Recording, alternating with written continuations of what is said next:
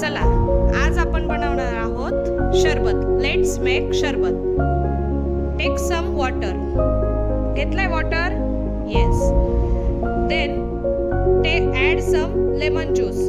मध्ये एकेकाने करा. Let's add some sugar in it.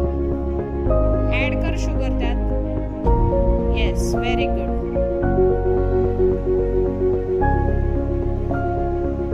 Take स्वरूप. Take some salt and add it. Yes, very good. Add more. Yes. Okay.